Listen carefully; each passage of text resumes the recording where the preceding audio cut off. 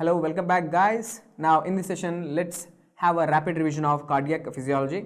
It's not only just physiology, wherever possible, let's try to add up points from patho as well as medicine. See how the session is going to be.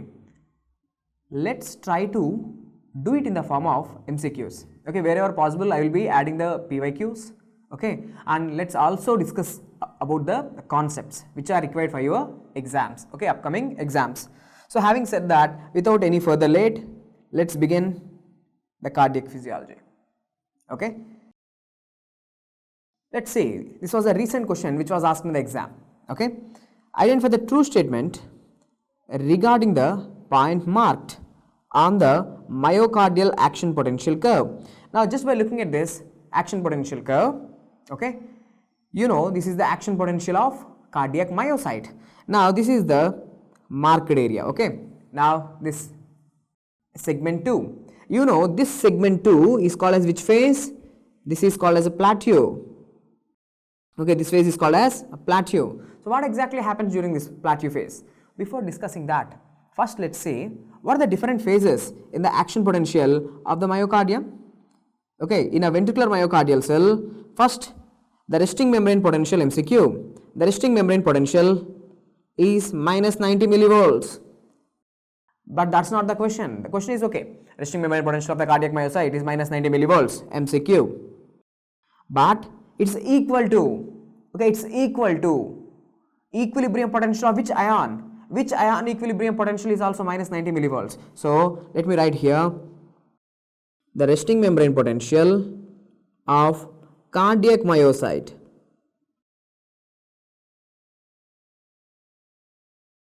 is equal to equilibrium potential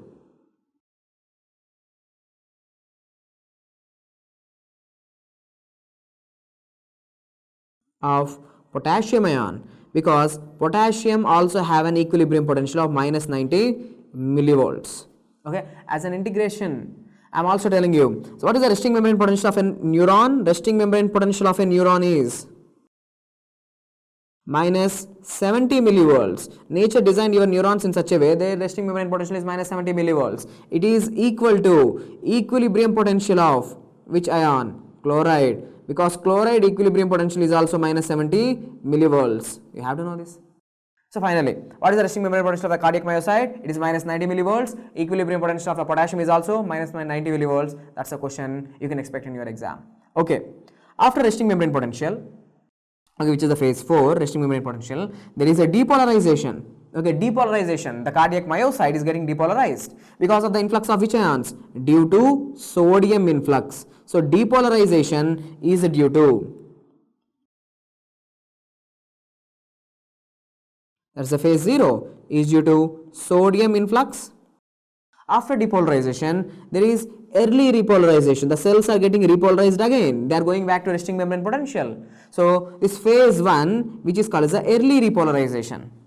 That early repolarization is due to potassium efflux started. Potassium is going out. Okay, potassium is going out. Efflux. Sodium is influx. Next, there is this phase called as a plateau phase. Now during this plateau phase, what exactly is happening? Now calcium is coming into the cell. Okay, calcium is coming into the cell. At the same time, potassium is leaving the cell. So the calcium is coming into the cell. Okay, during plateau, which is also called as a phase 2, plateau or phase 2, what exactly is happening? Calcium influx as well as potassium efflux, they are balanced. The amount of calcium influx into the cell and the amount of potassium efflux out of the cell, they are balanced. So that's why there is a plateau. So this is what is happening during plateau phase. Okay, and what's the next phase? There is repolarization. The cells are getting repolarized again. So this is the phase 3. Repolarization is due to, repolarization is due to potassium efflux. Potassium is going out, potassium is going out, potassium is going out. Okay, so these are the different phases of the action potential of a cardiac myocyte. Now based on this, try to answer this question. So during plateau phase, there is, okay, prolonged opening of, there is prolonged opening of calcium channel. So calcium is coming into the cell. So answer is this. Okay, and you know from your cardiac muscle physiology, this calcium, what it will do, the whatever the calcium came here, okay, whatever the calcium came here, this calcium is called as essential calcium.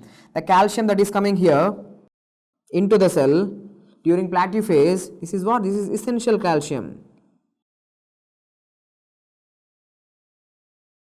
What this essential calcium will do, this is coming from outside. What this essential calcium will do, this essential calcium, okay, is going to open the RYR channels. They are going to open the RYR channels.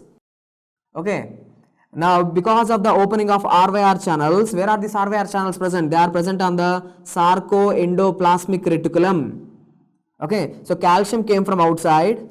During the action potential, the calcium came from outside. This calcium is called as essential calcium. It will open the RYR channels on the sarcoendoplasmic reticulum. The RYR channels, what they will do? They will release the calcium from the sarcoendoplasmic reticulum. They will release the calcium into the cytoplasm. Now this calcium is coming from where? It is coming from the sarcoendoplasmic reticulum, which is also called as the L tubule. Now what is this calcium will do? You know the story. The calcium will go and bind with troponin. Okay, the calcium will go on by bind with the troponin C. So once the troponin C is binding with the calcium, it moves the tropomyosin away. Okay, it moves the tropomyosin away so that active sites and actin will be exposed, so muscle contraction will occur. So at the end of the day, the point which I want you to know is, so this calcium which came into the cell, this is called as which calcium? Essential calcium. It came from outside during the action potential. Okay, it helps in muscle contraction, okay, so done. Now after this, the next important topic which I want you to know is heart sounds for your exam. Okay, first S1 heart sound is heard during which phase of the cardiac cycle? S1 heart sound heard during isovolumetric contraction. Isovolumetric contraction. During isovolumetric contraction, to prevent the regurgitation of blood, now the ventricles are contracting, to prevent the regurgitation of blood back into the atria, the mitral valve and the tricuspid valve is going to close. So this is due to, the first heart sound is due to closure of mitral valve and tricuspid valve. To prevent the regurgitation of blood back into the atria, the mitral valve and tricuspid valve are closed. So the closing of these valves is going to cause the first heart sound. Next, second heart sound. The second heart sound is due to, first of all, it's seen in a phase called as protodiastole.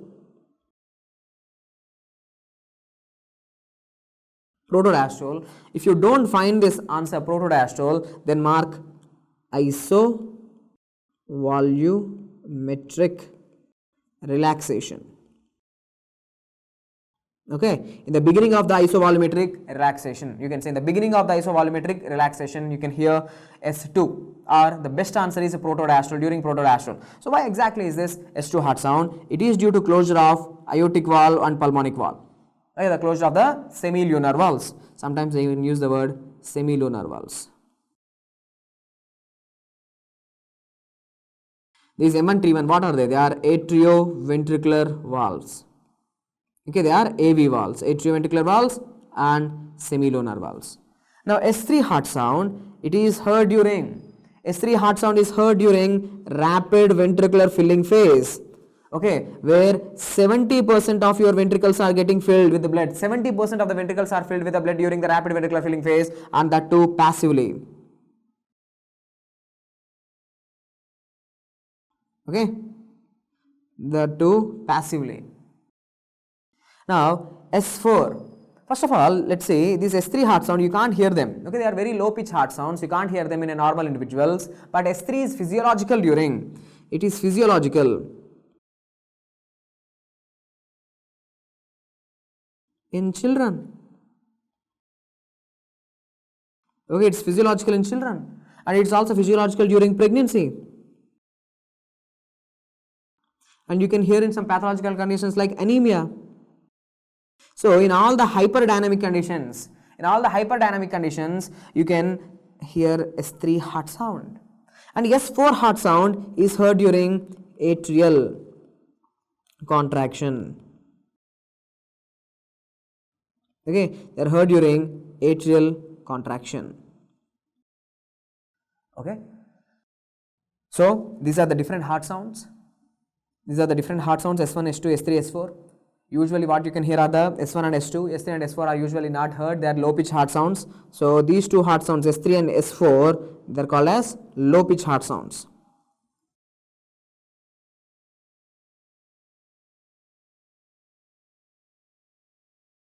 Okay, usually you can't hear them, you can only hear them in abnormal conditions. That too with the bell side of the stethoscope, small side will be there, right? The bell side of the stethoscope, you can hear them.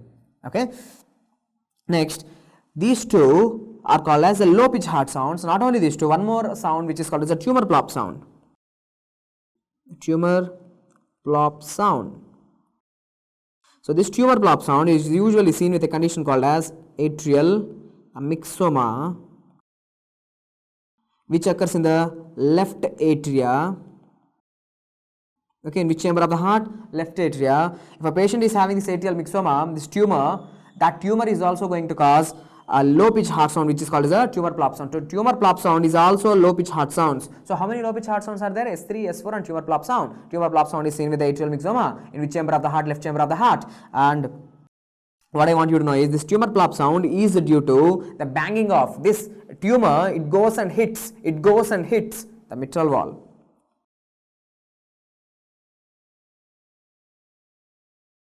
Okay, so the tumor, it goes and hits the mitral wall, and that's going to cause this a tumor plop sound.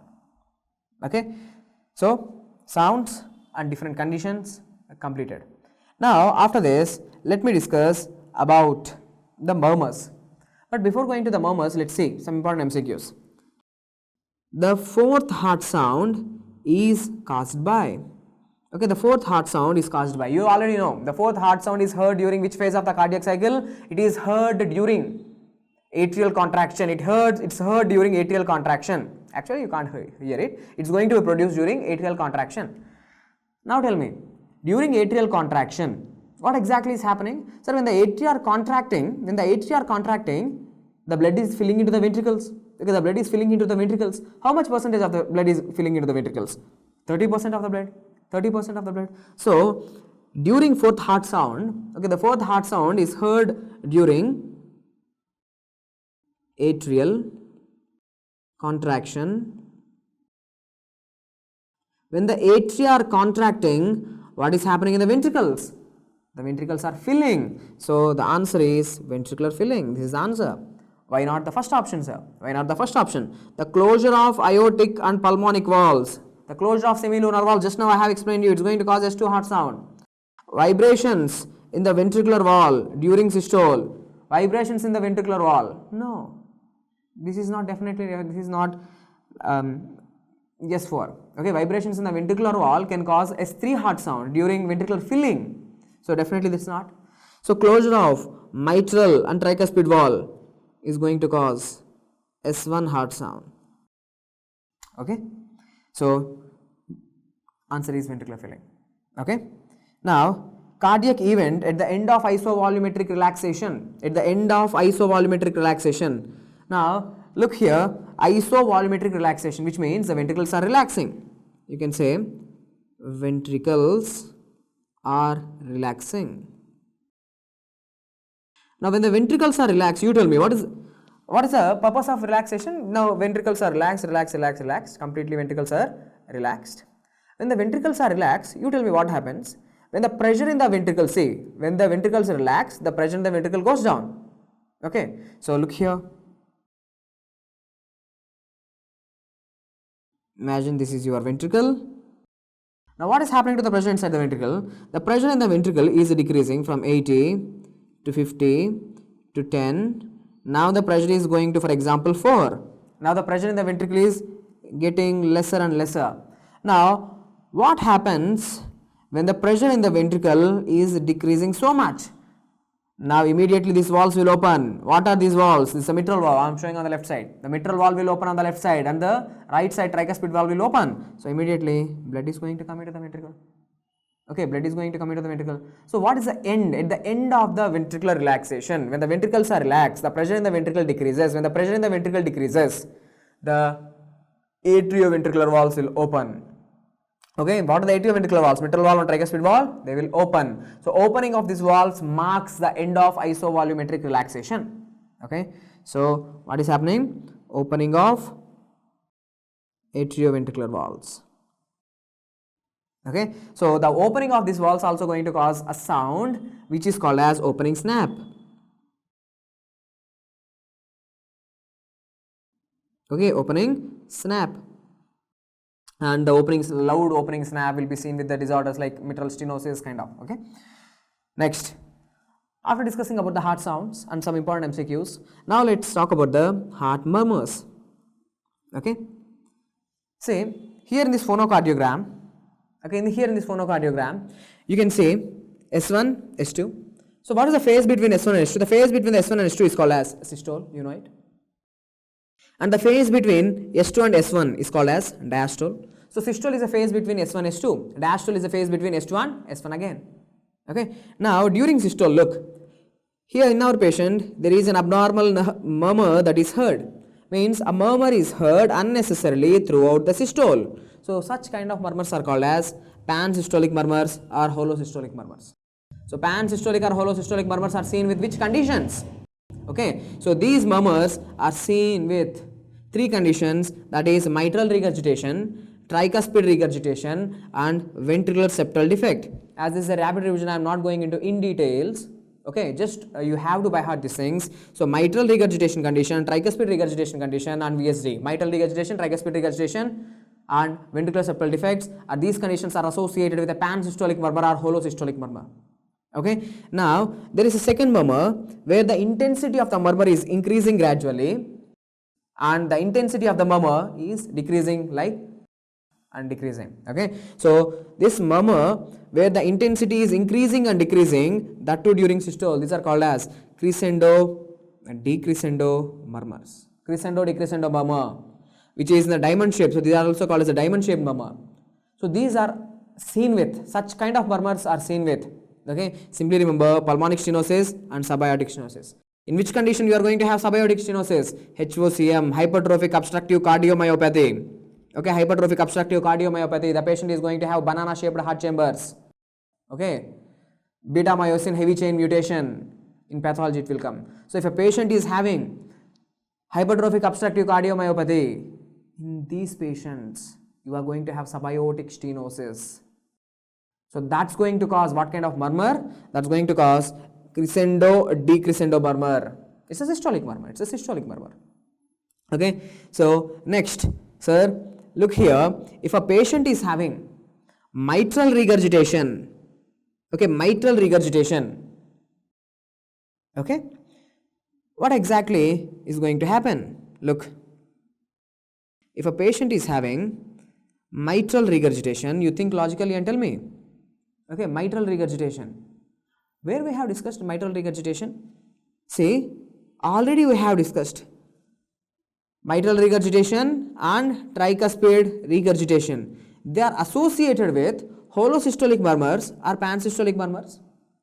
Okay, holosystolic, pansystolic. Now also say in the early stages, okay, in the early stages of mitral insufficiency, in the early stages you can say systolic decrescendo murmur, but I don't recommend you to know this thing for your exam. Okay, this is not that important. You can simply omit this. This is not important.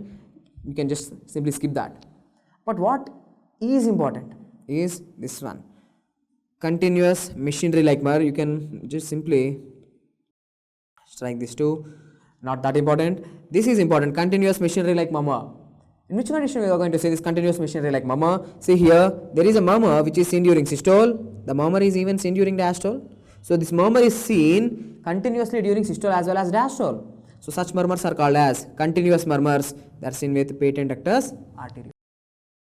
Okay, patent ductus arteriosus. Because you know in patent ductus arteriosus what exactly happens? There is an abnormal connection. See, if this is the heart, this is the right ventricle, here is the left ventricle, here is aorta and here is pulmonary trunk.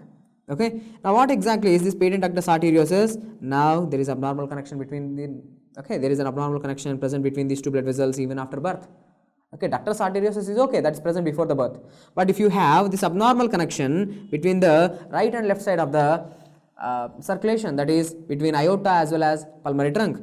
So continuously the blood is going to go from aorta into pulmonary trunk continuously 24/7, doesn't matter whether it's systole or diastole, continuously blood is moving because left side you are having higher pressures 120/80, right side you are going to have lesser pressure, only 10 mm Hg, 10 to 25 mm Hg changes will be seen. So doesn't matter 24/7 from left side to right side, blood is shunting. That shunting of the blood is going to create unnecessary murmur, that is called as continuous missionary like murmur. Okay, so next some keywords for your exam. This mid systolic clicks. Okay, mid systolic click. The moment you see this word, the mid systolic click, you have to answer the patient is having mitral valve prolapse. Okay, the patient is going to have what? Mitral valve prolapse. Tell me, mitral valve prolapse is associated with who are going to develop the mitral valve prolapse? A person who is going to have Marfan syndrome. Okay, Marfan syndrome. In Marfan syndrome, tell me which gene is affected? Okay, which gene is affected? Which gene mutation? Fibrillin 1 gene. Okay, fibrillin 1. Okay, so in Marfan syndrome, it's a connective tissue disorder. I'm just trying to integrate. If a person is having Marfan syndrome and he's dead, okay, he's dead, what might be the cause of the death? If a patient is having Marfan syndrome, what might be the cause of death? Aortic dissection.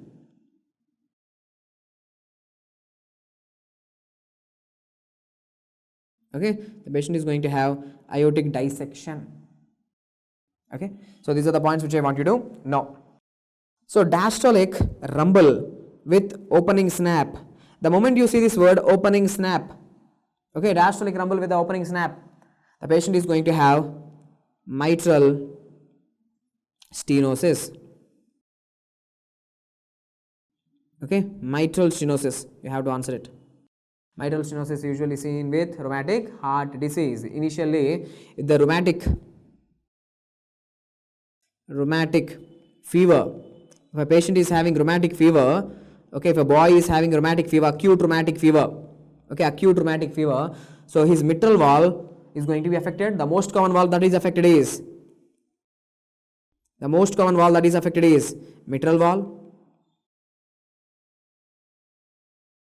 So how the mitral valve will be affected? In the initial stages, there will be, in the acute phase, there will be mitral regurgitation.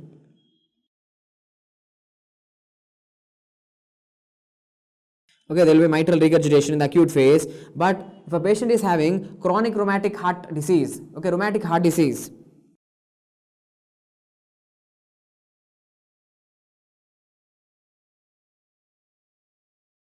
okay, rheumatic heart disease, the patient is going to have mitral stenosis. Okay, there will be fish mouth stenosis, okay, McCallum plaques, all these are seen with the rheumatic heart disease. But at the end of the day, as I am discussing murmurs here and abnormal sounds, mid-systolic clicks are seen with the Marfan syndrome, that's mitral valve prolapse, and diastolic rumble with the opening snap. The moment you see the opening snap, you have to always answer it's a mitral stenosis in your exam and blowing diastolic murmur. See this word blowing diastolic murmur or keyword bounding pulse, okay, bounding pulse or head bobbing, okay, head bobbing, or you can say widened pulse pressure.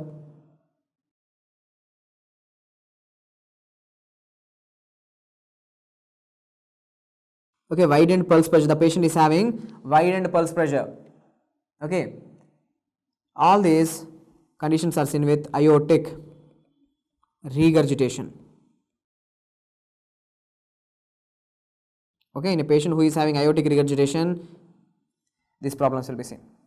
Okay, diastolic murmur, aortic regurgitation means the blood is flowing back into the left ventricle. The blood is flowing back into the left ventricle during diastolic phase. Okay, that's going to cause diastolic murmur. Okay, next, pulmonary capillary wedge pressure increases in which of the following condition? Pulmonary capillary wedge pressure. So PCWP. Okay. Now, what exactly is this pulmonary capillary wedge pressure? Pulmonary capillary wedge pressure is the indirect measurement of pressure in left atria. Okay, it's a measurement of pressure in the left atria. So, in which conditions the left atrial pressure is going to increase? In which conditions? Any conditions where there is problem with the forward flow of blood into the aorta. Means, for example, look here, imagine this is your heart, okay, this is your left atria, here is your left ventricle and here is a aorta. Okay, now if your left ventricle is unable to pump the blood, maybe there is a left ventricular failure, okay, there is a left ventricular failure, congestive heart failure, so the blood is not going forward. So what happened to the back pressures? There will be more back pressures, okay, there will be more back pressures. So the pressure in the left atria increases pathologically. So now look, pulmonary capillary wedge pressure increases in which of the following conditions? It is cardiogenic shock. Okay, cardiogenic shock, in the name itself it's a cardio, means something problem with the heart. So because of the cardiac problem there is shock, means the blood is not able to go in the forward direction, means sufficient amount of cardiac output is not maintained. So what happened to the BP? The BP decreases. So what happened to the perfusion to the tissues? Perfusion to the tissues decrease. If there is a decrease in the BP and decrease in the perfusion to the tissues, that condition is called as what? Shock. That condition is called as shock. Okay, so in cardiogenic shock the pulmonary capillary wedge pressure is going to increase, not in the other shocks. Okay, so here is a catheter which is called as the Schwann-Ganz catheter, which is used to measure the pressure in the left atrium. Okay, which is used to measure the pressure in the left atrium, and that's not needed for you. See, even here in the table of the shock, look at the pulmonary capillary wedge pressure. So what happens to the pulmonary capillary wedge pressure in the cardiogenic shock? Same, it is increased, but in all the other shocks it is decreased. Okay, so that's the thing. Next, identify the point F to A in the left ventricular pressure volume loop. So here is F, here is A. So what is this line representing, this blue color line, what is it exactly representing? Okay, so for that let me explain you. Look, here I am talking about left ventricular pressure volume loop. Okay, I am going to discuss about in the left ventricle, what are the pressure changes and what are the volume changes, and I am going to put it in the form of a graph. Okay, I am going to put it in the form of a graph. Now look here guys, here is x-axis, here is the y-axis. Now let's start from this area. Okay, on the x-axis I am talking about volume of blood which is there in the left ventricle. How much volume of blood is there in the left ventricle? Say now 50 ml of blood is there. Okay, in the beginning, how much blood is there? 50 ml is there. Okay, only 50 ml is there. So this 50 ml is called as end systolic volume. Okay, it's called as the end systolic volume. Now that 50 ml is enough in the left ventricle? No, it have to fill. You have to fill the left ventricle. So how much you have to fill? You have to go from 50 ml to 120 ml. So this 120 ml is called as end diastolic volume. From end systolic volume you are going to end diastolic volume. So you are filling. So initially you are going from 50 ml to 120 ml. So what is the pressure? At that time, what is the pressure in the left ventricle? So at this time, what is the pressure in the left ventricle? The pressure in the left ventricle is, for example, 5 mmHg. So on this axis, on the y-axis, what I am discussing about? I am discussing about the pressures. Okay, I am talking about the pressures in the left ventricle. I am only talking about the pressure in the left ventricle. I am not talking about the other chambers of the heart. So what happened? So you have filled the heart, filled the left ventricle from end systolic volume, that is 50 ml, to the end diastolic volume, that is 120 ml. So now after filling, what is the next step in the cardiac cycle? After filling, the left ventricle have to contract and left ventricle have to raise the pressure. So the pressure in the left ventricle is raising from 5 mmHg. It is raising up till 80 mmHg. Here is 80 mmHg. The pressure is raising. So this phase where you are increasing the pressure, so this phase is called as isovolumetric contraction. Now after isovolumetric contraction, now at this, once you crosses the pressure more than 80, once the pressure becomes 80.1, once the pressure increases, immediately at this area aortic wall opens. Okay, aortic wall opens.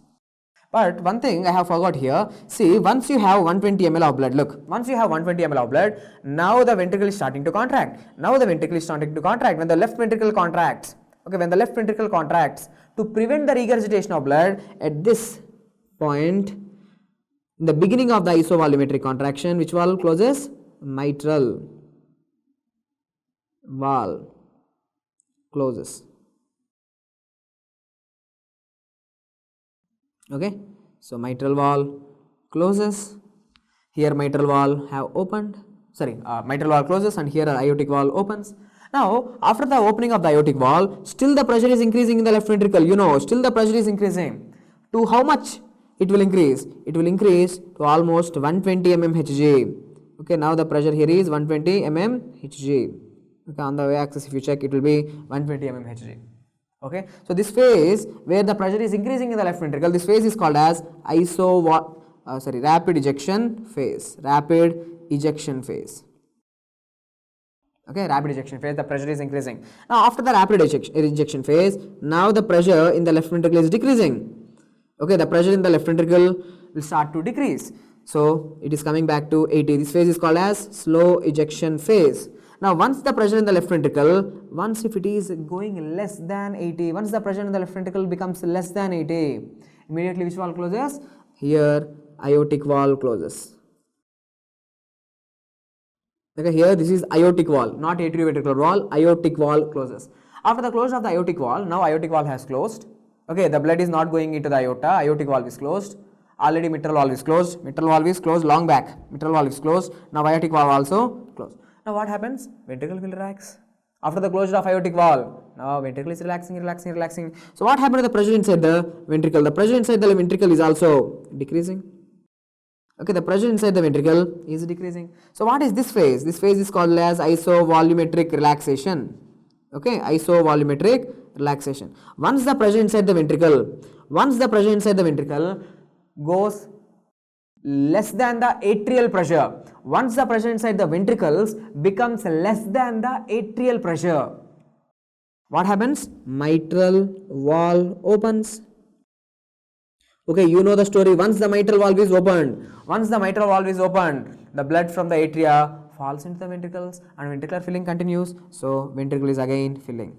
So here I am showing the pressure changes and volume changes within the left ventricle. The pressure and volume changes within the left ventricle. So what are the phases? So this phase which I am showing here in the blue color on the downside, this is called as ventricular filling.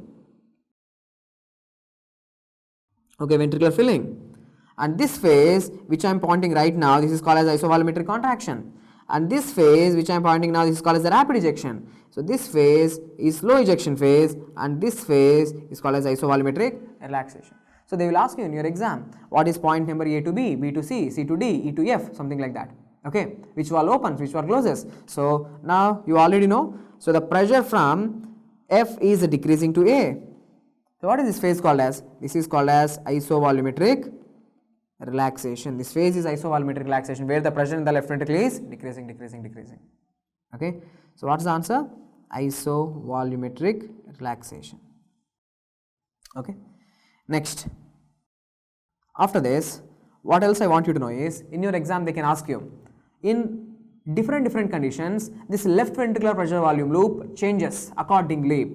This is normal left ventricular pressure volume loop in a normal healthy person. If a patient is having mitral stenosis, mitral regurgitation, aortic stenosis, aortic regurgitation, how this left ventricular pressure volume loop changes. Okay, so look, this is a normal x-axis, y-axis. Okay, I am showing here normal left ventricular pressure volume loop.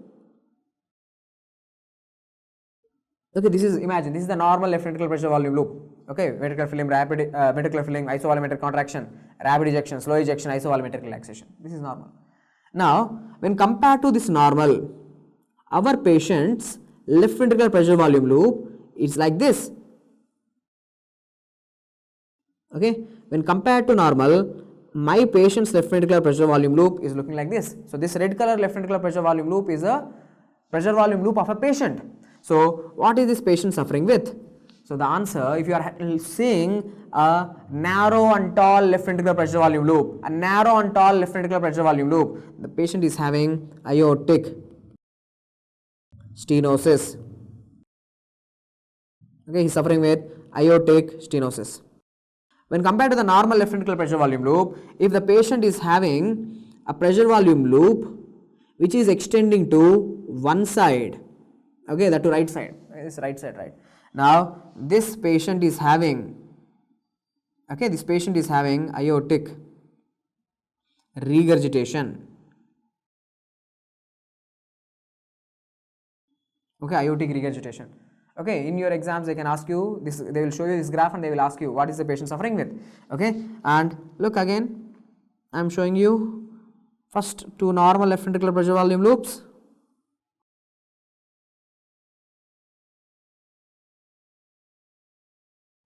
Okay, these are normal. Now our patient, see, is having a left ventricular pressure volume loop, something looking like this, a short left ventricular pressure volume loop when compared to normal. So this is seen in which patients? Mitral stenosis. Okay, mitral stenosis. When compared to normal, if a left ventricular pressure volume loop, it is extending to both the sides. Okay, easy, just easy to remember. So both the sides, if it is extending to both the sides, it is mitral regurgitation.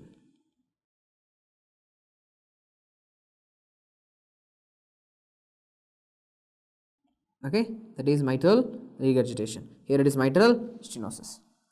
Okay, so here I have discussed the normal left ventricular pressure volume loop. Also I have discussed the left ventricular pressure volume loops, how they are changing in different conditions.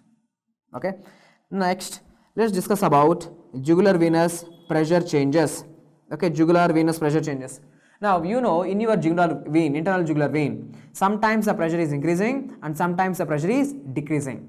Okay, see, look here, the pressure in the internal jugular vein is increasing, the pressure in the internal jugular vein is decreasing, again it is increasing, again it is decreasing, which means the pressures in the internal jugular vein increases as well as decreases. Okay, increases as well as decreases. Now what is this A wave? Why there is this A wave? A wave is due to, when you are having this A wave, the pressure in the internal jugular vein is increasing. When you will have this, is during, A wave is due to right atrial contraction. Okay, so during atrial contraction, when your right atria is contracting, the pressure in your internal jugular vein actually increases, because the right atria is contracting. It is contracting, it is not receiving any blood. It is not receiving any blood. So blood is accumulating in the internal jugular veins. So blood pressure increases. Okay, next C wave.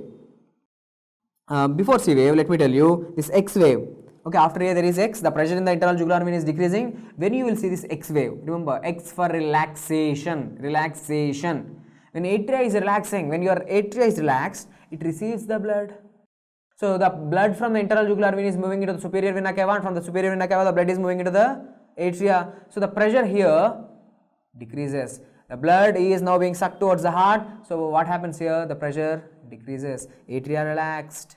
The pressure in the internal jugular vein also decreased, because blood is not accumulating here. So the X wave at the X descent is due to atrial relaxation. Okay, it's due to atrial relaxation. Now when you have the C wave, the C wave is due to, or it's seen during C for contraction, that is seen during isovolumetric contraction of right ventricle.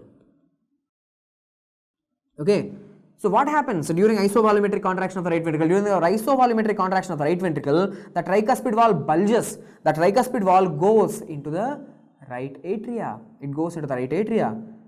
Okay, so that causes a little pressure elevation in the right atria. That causes pressure little elevation in the internal jugular vein. So isovolumetric contraction of right ventricle causes bulging of which valve? Tricuspid valve. Bulging of tricuspid valve into right atria. So that increases that further increases the pressure in the internal jugular vein. Okay, so A wave is seen during atrial contraction, X wave is seen during atrial relaxation, and very important, see here I have given a very big letter for C because that was repeatedly tested in the exams. C wave is due to bulging of the tricuspid valve into right atria, and that is seen during isovolumetric contraction of the right ventricle. Okay, and V wave, see the pressure here in the internal jugular vein is increasing. Okay, when it is seen during V for venous filling, okay, venous filling of the atria, right atrial filling. Okay, right atrial filling. Okay, right atria now filling. Now see, now when the right atria is filled, do you think it will receive the blood? No, it is not properly receiving the blood because it is already getting filled. So what happened to the pressure in the internal jugular vein? Also gradually increases. If the right atria is empty, so the internal jugular veins are draining into the right atria easily. But when your right atria is filling, it is not receiving the blood. The capacity to receive the blood gradually decreases. So what happened to the pressure in the internal jugular vein? Gradually increases. Simple. Okay. So this V wave, it is seen during right atrial filling, or you can say V for venous filling of atria. Okay, right atria, I am talking about right atria. And Y wave, see the pressure here is decreasing. Okay, the pressure is decreasing, the pressure in the internal jugular vein is decreasing. When it happens during Y for empty, EMPTY, emptying. Okay, atrial emptying. Okay, atrial empty, EMPTY, atrial emptying with opening of tricuspid valve. So tricuspid valve is opened. Okay, tricuspid valve is opened. When the tricuspid valve is opened, the blood from the right atria falls into the right ventricle. Now atria is empty. Okay, now the atria is empty. Now what happens? The pressure in the atria decreases. So now the blood is moving towards the atria. The blood is moving towards the atria. As the blood is moving towards the atria, the blood is not accumulating here. So pressure decreases. Okay, now tricuspid valve opened, the pressure in the right atria decreases. You can simply say the pressure in the internal jugular vein also decreases. Okay, so finally, what they will ask in your exam: A wave is seen during atrial contraction, C wave is seen during isovolumetric contraction, X wave atrial relaxation, V wave venous filling of atria, Y wave atrial emptying with the opening of tricuspid valve. Okay, direct single liner questions: A wave, C wave, X wave, V wave. Okay, out of which, what are the positive waves? The A, C, V are positive waves. A, C, V positive waves, X and Y waves are negative waves. They are descents, X and Y descent, they are negative waves, the pressure is decreasing, others are increasing. Okay. Next, after seeing the normal jugular venous pressure changes, A, C, X, V, Y, these are normal pressure changes in the internal jugular veins. You see in which conditions absent A waves are seen. Okay, in which conditions A waves will be absent? A waves are absent in a condition called as atrial fibrillation. Okay, in atrial fibrillation, A waves will be absent. Okay, in atrial fibrillation, A waves are going to be absent. Next, large A waves. Large A waves are seen with tricuspid stenosis.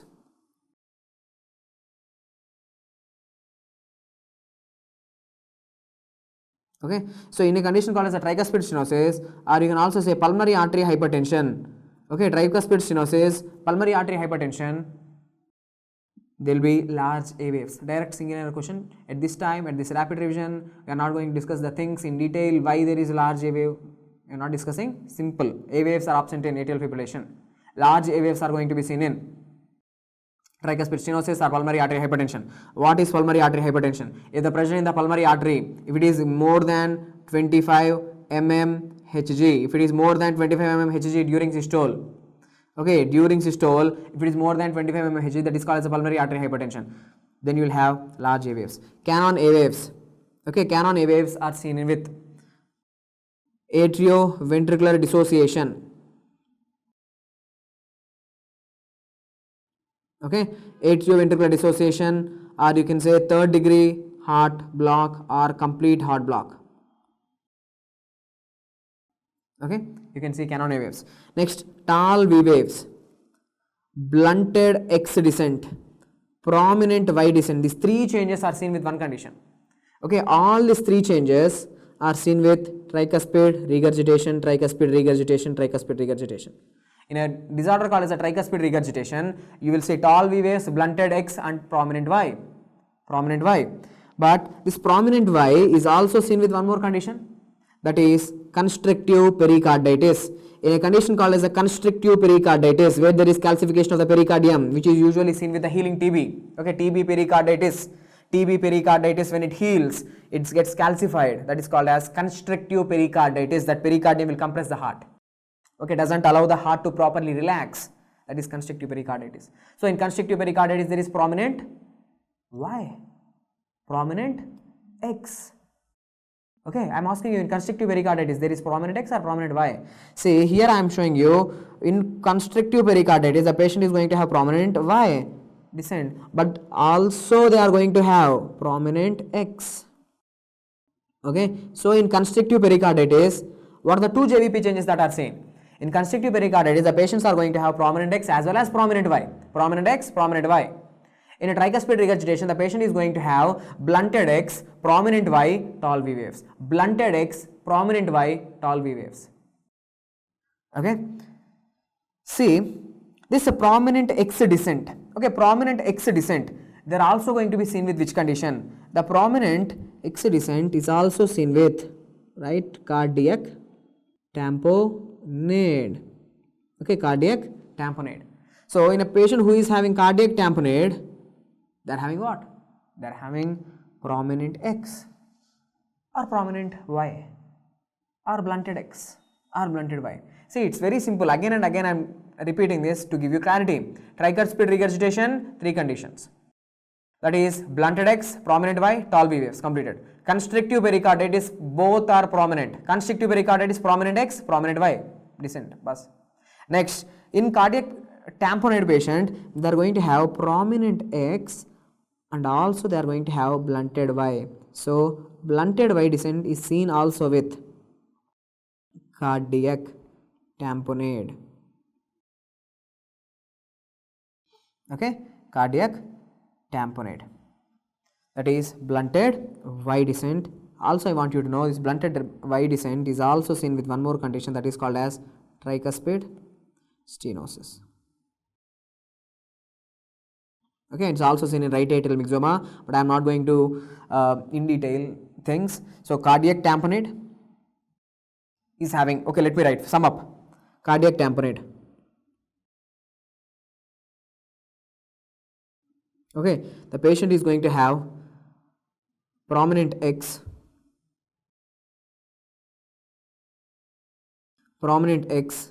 but blunted Y. Blunted Y descent. Cardiac tamponade. Next, constrictive pericarditis. Constrictive pericarditis, both are prominent. Prominent X and prominent Y. Next, tricuspid regurgitation. They are going to have three things. What are they? Blunted X, prominent Y and tall V waves. Okay, tall V waves are going to be seen. Okay, tall V waves are going to be seen. Now, after seeing a normal jugular venous pressure changes, ACXVY waves, and also we have discussed what are the abnormalities. Okay, for example, I am asking you, tell me in which condition the patient is going to have, okay, in which condition the patient is going to have prominent X and prominent Y, constrictive pericarditis. Tell me, in tricuspid stenosis, the patient is going to have blunted Y. In tricuspid stenosis, the patient is going to have blunted Y, and also this tricuspid stenosis is going to cause large A waves. Look, tricuspid stenosis, large A waves. So tricuspid stenosis, two things, large A waves as well as blunted Y. Cardiac tamponade, tell me, cardiac tamponade, prominent X, blunted Y. Okay, something like this. Questions you can see in your exams, such kind of questions. Next, dicrotic notch, previously tested MCQ, it's a PYQ. So the dicrotic notch it is due to, okay, so look, in your blood vessel, this is your blood vessel aorta, the pressure in your blood vessel is increasing and decreasing. The pressure in your blood vessel increases and decreases. While it is decreasing, it is forming a notch. Okay, while it is decreasing, it's forming a notch. Okay, simple. In your aorta or in your major arteries, the pressure increases and decreases. While it is decreasing, it forms a small notch. So this notch is called as a dicrotic notch. So what exactly happens during this dicrotic notch? What is the exact event that happens during dicrotic notch? Is, look, so this is the dicrotic notch I'm showing you. So during this dicrotic notch, look what happens. Which valve is closing? Aortic valve closes. It's a P by Q. I want you to know it. Okay. So aortic valve is closing. Closure of aortic valve. Okay. So pressure increases.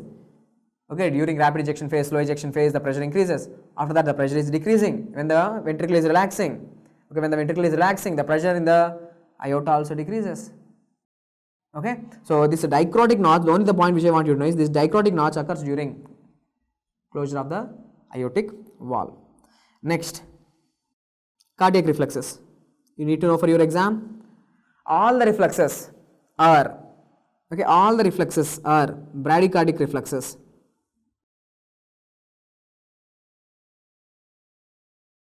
Okay, all the reflexes are bradycardic reflexes, which means they all decreases the heart rate except one. And who is that except one? Bainbridge reflex.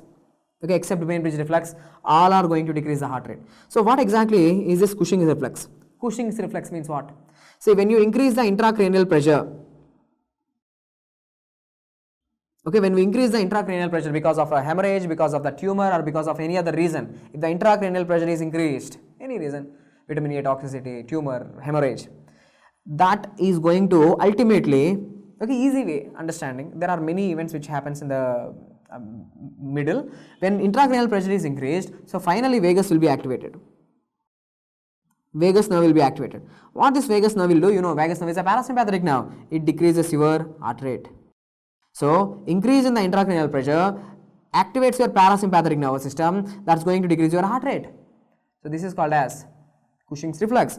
The same parasympathetic nervous system, the same vagus in your GIT. Okay, in your GIT, what it will do? It is going to increase the acid. That acid is going to cause ulcers. These ulcers are called as Cushing's ulcers. So here I am talking about two things. One is a Cushing's reflex, that is increasing the intracranial pressure, decreasing the heart rate, is called as a Cushing reflex. And what are Cushing ulcers? Cushing ulcers are seen with head trauma, increase in the intracranial pressure. Okay. Next, what is this Bejol-Jarisch reflex?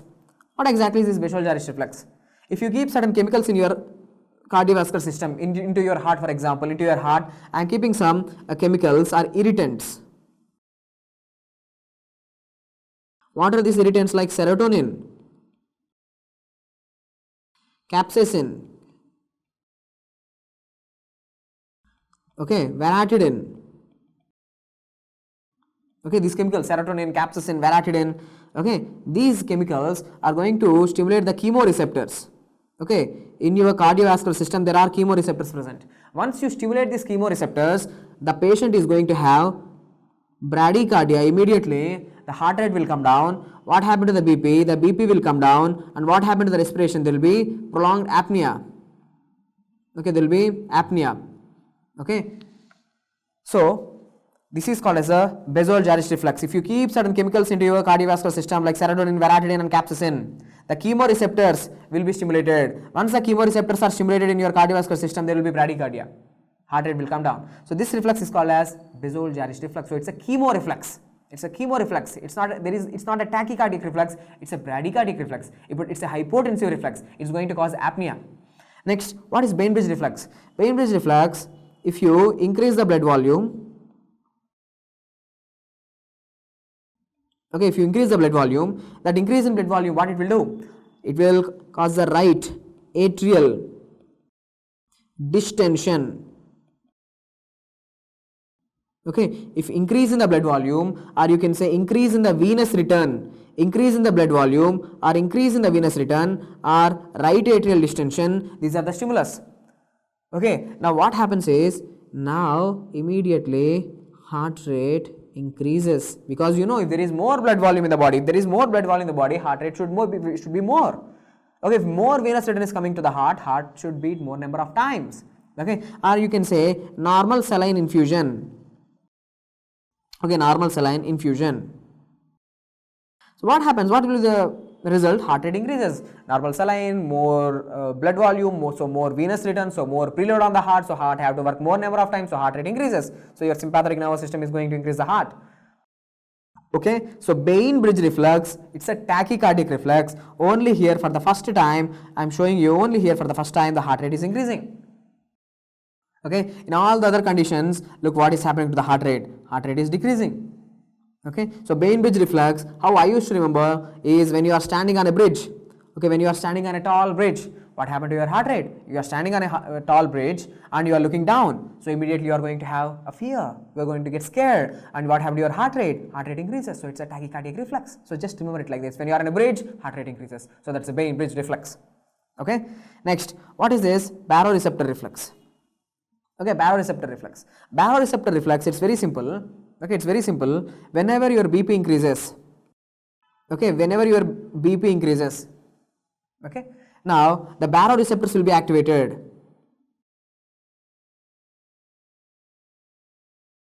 Baroreceptors will be activated. There will be opening of these baroreceptors. There is a distension of these baroreceptors. When your BP increases, there is a distension of the baroreceptors. You can say simply they are open, they are activated for the first time. So, where are these baroreceptors present? The baroreceptors are present in your aorta, in the arch of aorta, and where else? Carotid sinus. Okay, in carotid sinus. So, when your BP is increasing means your baroreceptors are activated. Now, the baroreceptors are where they are located? They are located in the aorta and carotid sinus. From here, this information, BP is increasing, this information should be going to where? This information from these areas, from these baroreceptors is coming with the help of, look, these are the afferents. From the aorta, it's the 10th cranial nerve, vagus nerve, and from the carotid sinus, it's the 9th cranial nerve, that is glossopharyngeal nerve. Okay, so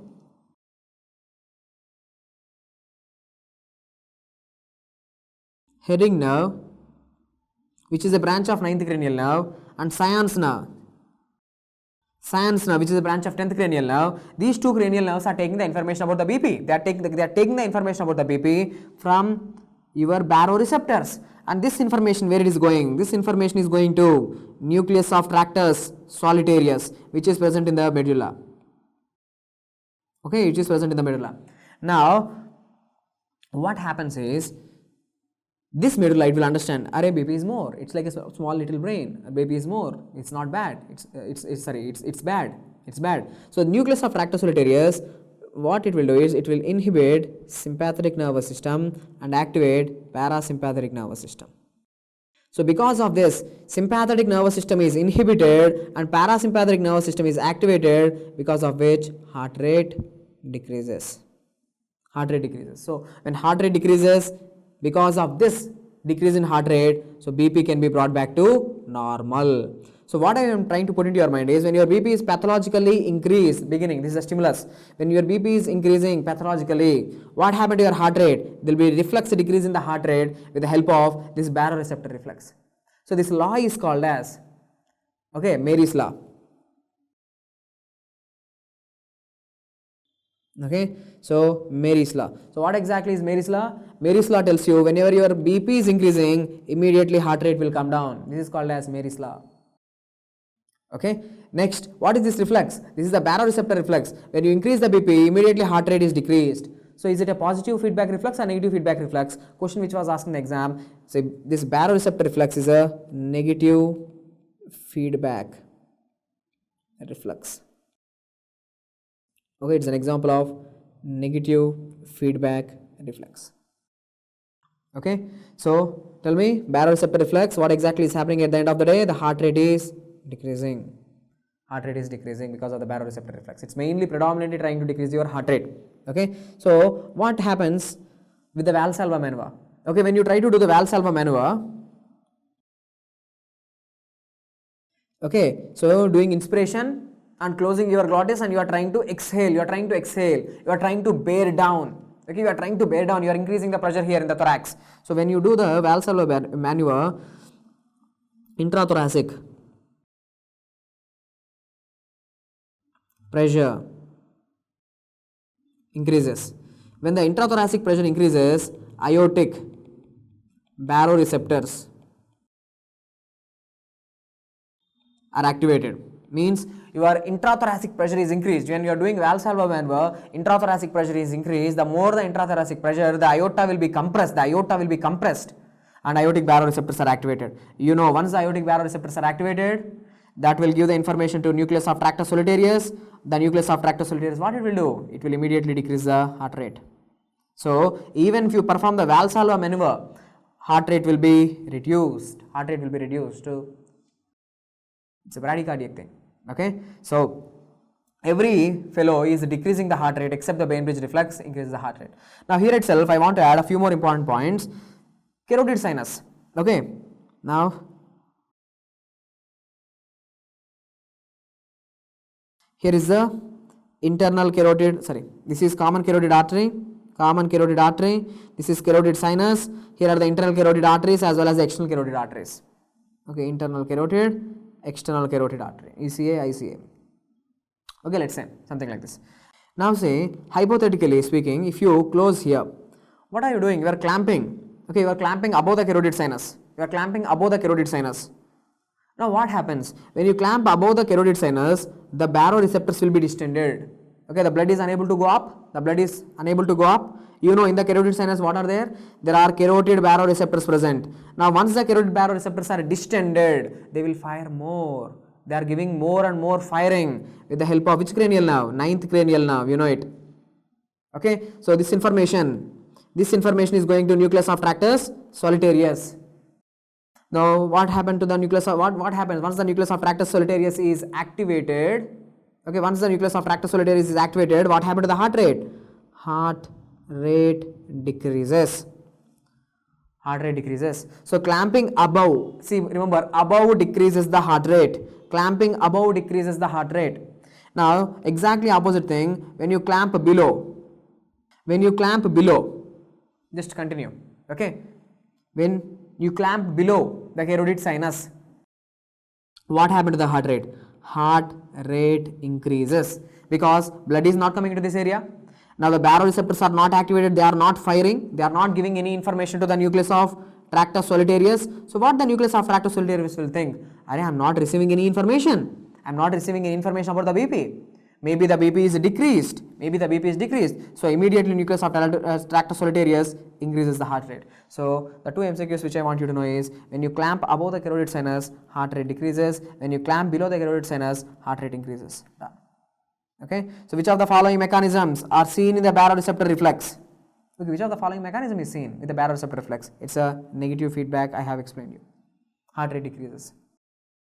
Okay, which reflex is responsible for the tachycardia during right atrial distension? I have explained you. When you distend right atria, because of the more venous return or because of the more blood volume, heart rate will increase. That is Bainbridge reflex. It's a PYQ. Next, look at this. Which of the following is not a component of Bajol-Joris reflex? I have told you Bajol-Joris reflex is an example of chemoreflex. Okay, chemoreflex. At the end of the Bajol-Joris reflex, there will be bradycardia, there will be hypotension, and there will be apnea. Okay, apnea and vasodilation can be seen, but not tachycardia. So look, bradycardia can be seen, apnea can be seen, hypotension can be seen, but not the tachycardia. So this is the answer. It's not seen. Okay, so here itself I want to tell one more thing. Okay, look, there is I have explained you about the Mary's law. Then what is Frank-Starling's law?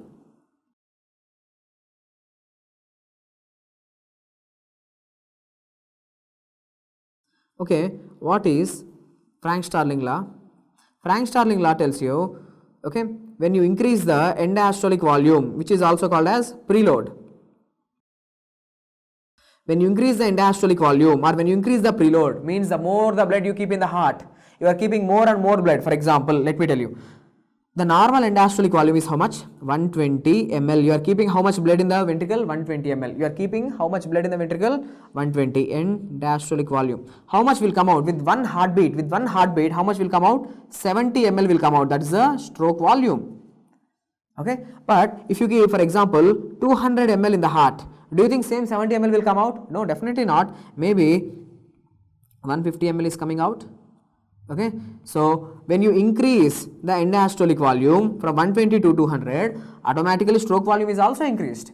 Okay, so this is the Frank-Starling law. So Frank-Starling law tells you the more you keep into the heart, more will be the stroke volume. So end-diastolic volume or preload is directly proportional to stroke volume. That was also many times tested in the exam. And what is the Mary's law? Don't forget, Mary's law is increase in the BP is going to cause the reflex decrease in the heart rate. That is called as Mary's law. Okay, so I have explained you about different reflexes. Okay, I have explained you about different reflexes and laws, Mary's law. Okay, as well as Frank-Starling's law. Now look at this. Here is the left side of the body. Here is the right side of the body. They will ask you to identify the points. So this is a parasternal line. These are the parasternal lines. This is the midclavicular line. Okay, parasternal line and midclavicular line, you know it. So first I am talking about, see, on the right side parasternal line. Okay, this is the which intercostal space? This is the first intercostal space and this is the second intercostal space. So now there is a point. Look, there is a point number 1. Where is it located? Right side parasternal line, second intercostal space. So what is this area? What is this area called as? This area is called as aortic area. Okay, this area is called as aortic area. I have explained you. Where is it located? Right side of the sternum, second intercostal space. That's called as a aortic area. Next, exactly opposite, this area number 2. What is this area? This is called as a pulmonic area. Okay, same, second intercostal space, but left side, left parasternal line. So this is pulmonic area. Okay, so down to it, this area number 3 which I am pointing here, this is called as a Erb's point. Okay, this is Erb's point. So where is it located? That's also located left side of the sternum. That's the third intercostal space. Okay, so here is the aortic area, this is pulmonic area, this is Erb's point. Down to it there is the tricuspid area. So you can hear the murmurs better here. Okay, in these areas you can hear the murmurs. Next, last one but important, say this is the midclavicular line. Okay, left side midclavicular line. Left side midclavicular line, which intercostal space? Fifth intercostal space. This is the fifth intercostal space. Okay, what is that area called as? Mitral area. Okay, left side of the sternum, fifth intercostal space on the midclavicular line. Okay, next, now what is the action of dopamine on the heart? What is the action of dopamine on the heart? See, dopamine, it's a positive inotropic drug. So what exactly is inotropic?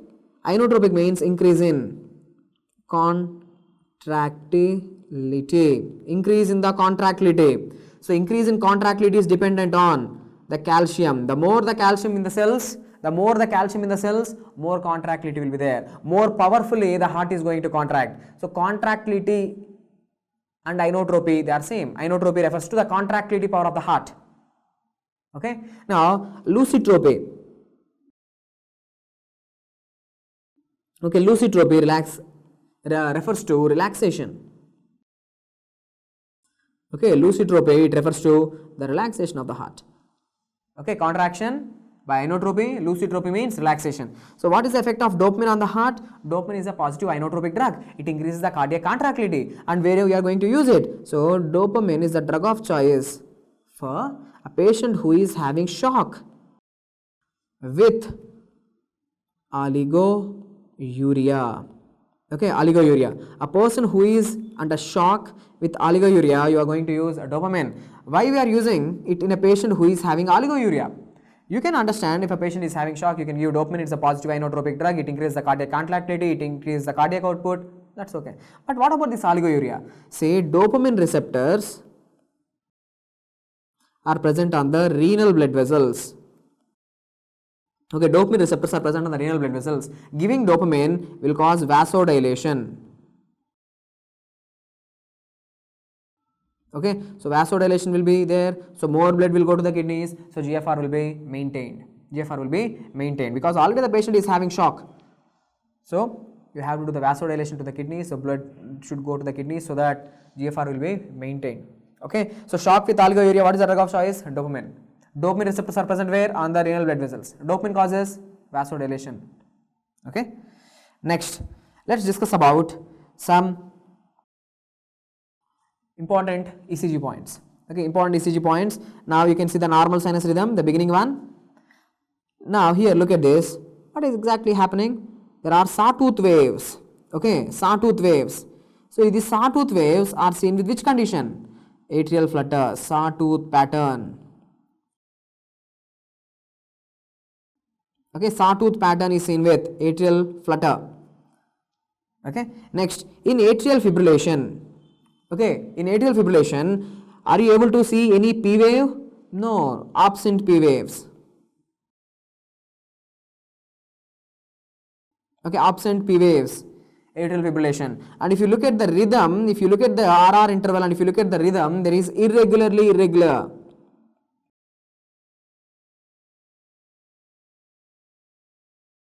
Okay, there is irregularly irregular rhythm seen with atrial fibrillation.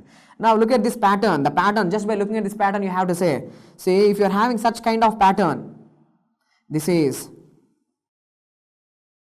PSVT, paroxysmal supraventricular tachycardia.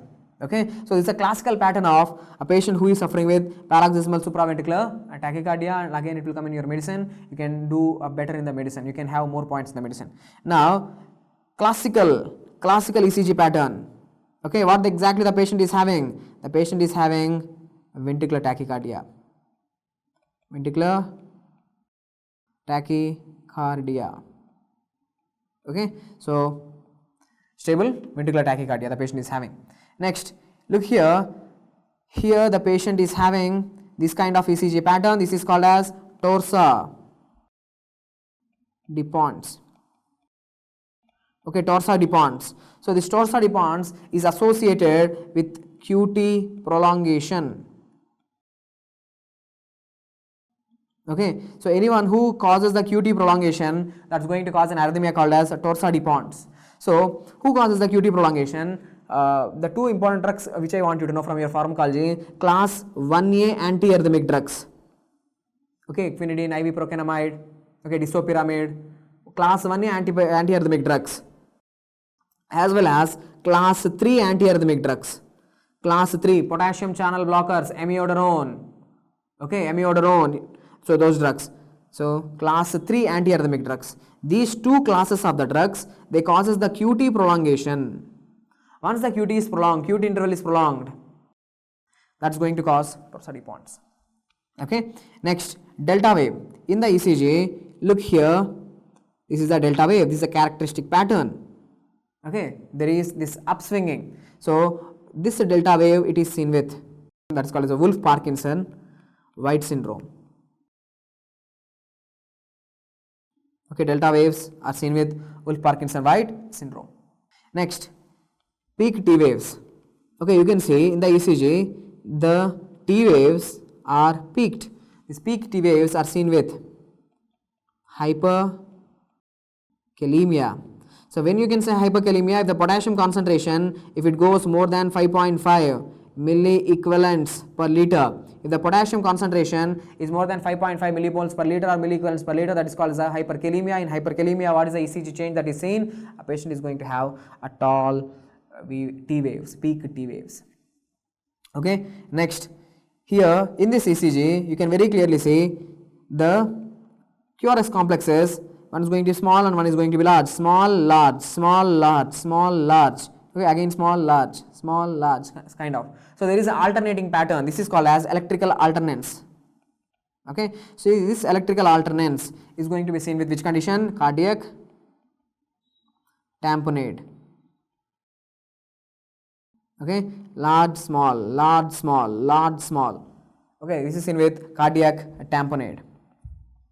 Okay, next, here in this ECG, you can very clearly see there is a small Osborn wave, which is also called as a J wave. These J waves or Osborn waves, okay, are seen with severe hypothyroidism.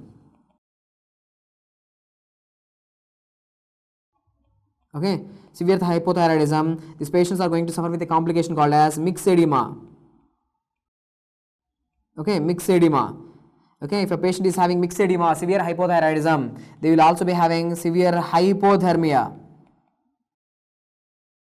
So in these conditions, hypothermia conditions, in this hypothermia condition, the patient is going to develop Osborn waves or J waves. Okay. Next, here there is a prominent U wave. Okay, prominent U wave.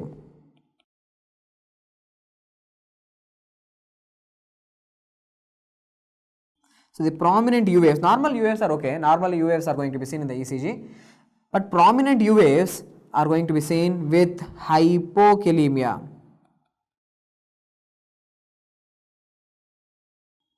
Okay, hypokalemia. Next, here look, Kusumal sign. Kusumal sign is seen with which condition? Kusumal sign. So Kusumal for K, it's starting with the K. K, right? So it's seen with the constrictive pericarditis. Constrictive pericarditis. Okay, Kusumal sign is seen with constrictive pericarditis. Also, it is seen with restrictive cardiomyopathy. Okay, restrictive cardiomyopathy, which is seen with amyloidosis, hemochromatosis, sarcoidosis, restrictive cardiomyopathy. And in constrictive pericarditis patients is going to have Kusumal sign. What exactly is Kusumal sign? Kusumal sign is increase in the jugular venous pressure. Okay, increase in the jugular venous pressure during inspiration.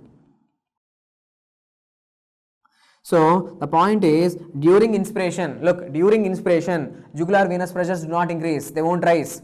Actually, they decrease. During inspiration, what is the normal?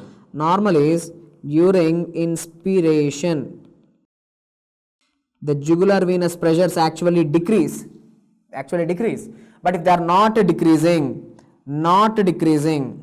or if it increases, okay, one is either it is not decreasing or it increases, then it is called as Kusumal sign. Kusumal sign is classically seen with constrictive pericarditis, restrictive cardiomyopathy, right-sided heart failure.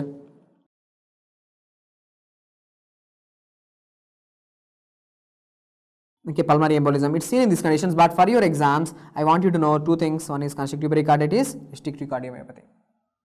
Okay, next, pulsus paradoxus. Pulsus paradoxus, it is seen in cardiac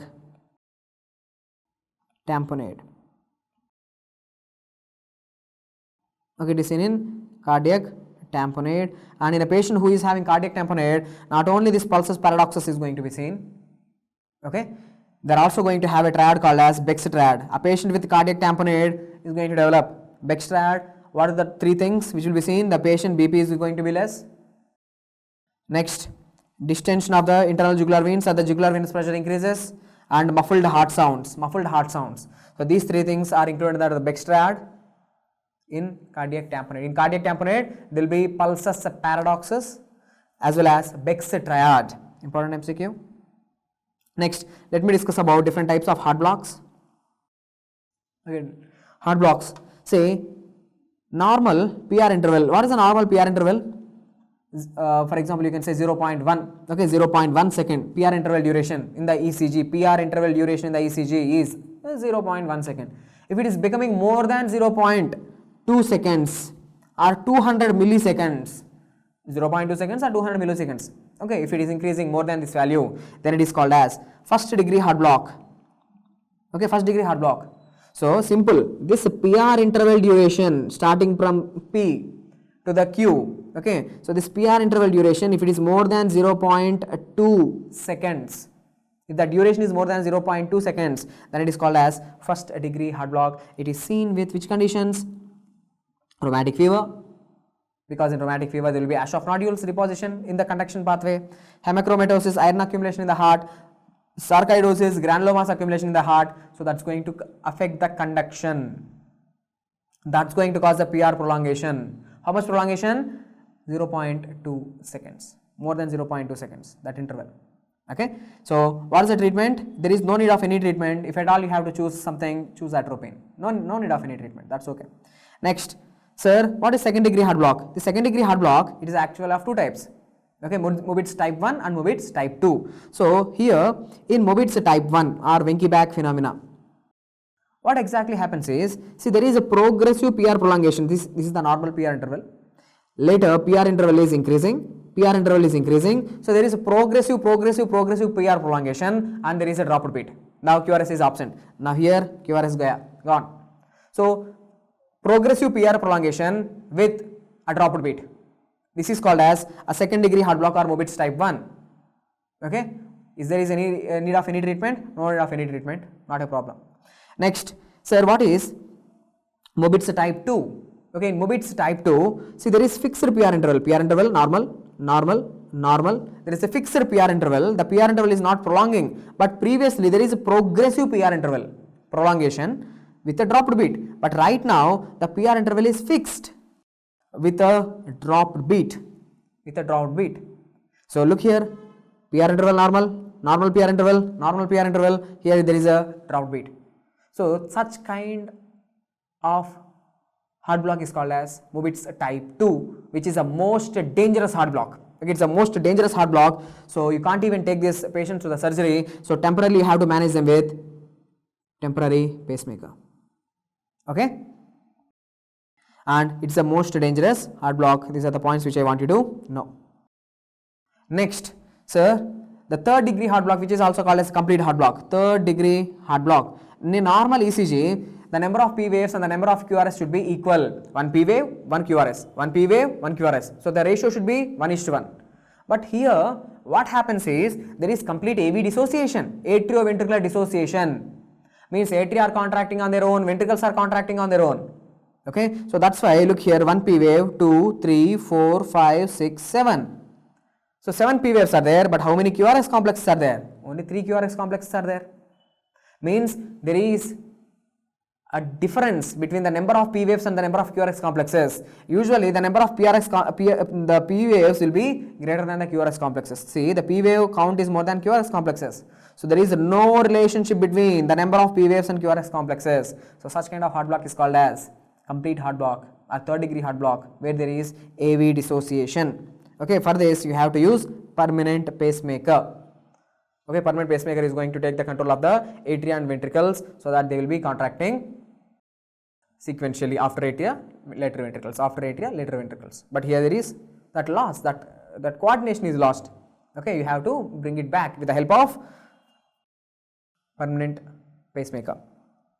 Okay, so now after this, let's discuss some important points about the preload and afterload. Before going to the vascular, let me explain you about the concepts of preload and afterload.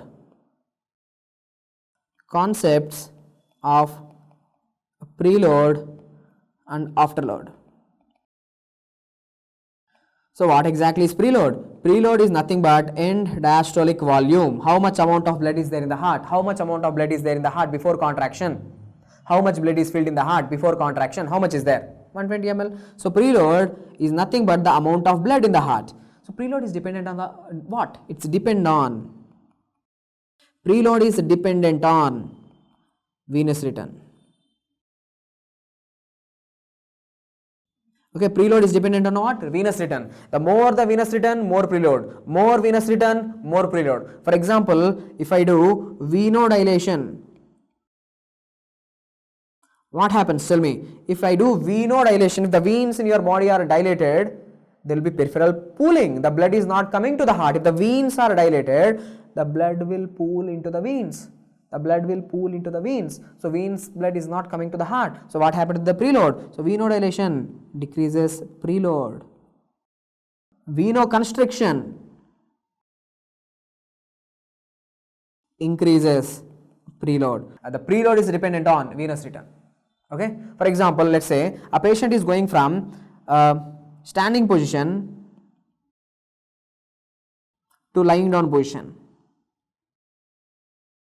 Okay, standing position to lying down position, standing to lying.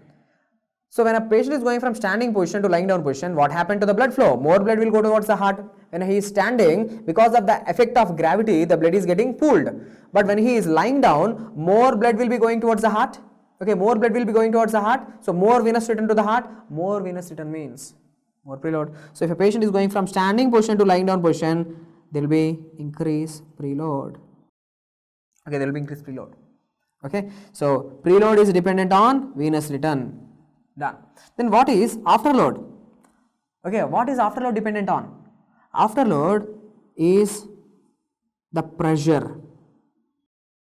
It's not the blood. It's not the end diastolic volume or end systolic volume. It's the pressure required to open aortic valve. The easiest way to understand afterload is the pressure which is required by the left ventricle to open the aortic valve. How much pressure you have to generate to open the aortic valve, that is called as afterload, and it is dependent on what? Remember, single liners, afterload is dependent on, it's dependent on total peripheral vascular resistance. Okay, total peripheral vascular resistance. So total peripheral vascular resistance is maximum with which blood vessels? Arterioles.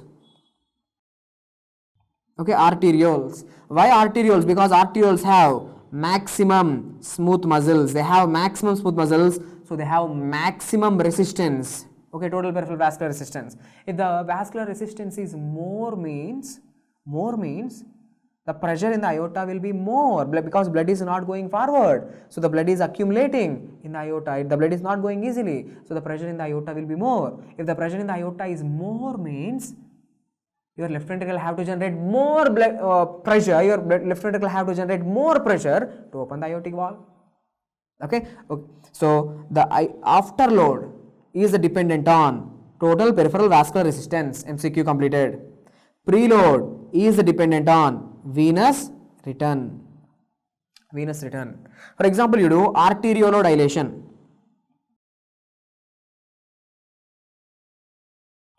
Okay, if you do arteriolodilation, so arterioles are dilated. So what happened to the vascular resistance? The total peripheral vascular resistance decreases. Afterload decreases. If there is arterioconstriction, what happened to the total peripheral vascular resistance? Increases. What happened to the afterload? Increases. Okay, these are the concepts about preload and afterload which can come up in your exam. Finally, I am telling you, preload is the amount of blood. Afterload is the pressure required. One is the blood volume, other is the pressure. Okay. Next, after this, let me go into the vascular physiology. Here, look. If a radius of a blood vessel, if it is doubled, what happened to the blood flow? If a radius of a blood vessel is doubled, when you double the radius, okay, when you double the radius, what exactly is going to happen? Is you need to understand, first thing you need to understand what is the relationship between resistance in a blood vessel and radius. Okay, so when you double the radius, for example, say now what I am doing, I am doubling the radius. So resistance is inversely proportional to radius. I have doubled the radius, 2 to the power of 4. Okay, radius to the power of 4. This is a formula. Relationship, resistance is inversely proportional to radius to the power of 4. Now what I have done with the radius, double the radius. When I double the radius, what happened to the resistance? Resistance decreases by 16 times. Decreases because they are inversely proportional, right? So 2 to the power of 4, how much? 16 times. So resistance decreases by 16 times. When you double the radius, what happened to the resistance? Resistance decreases by 16 times. Okay, this is one thing which I want you to know.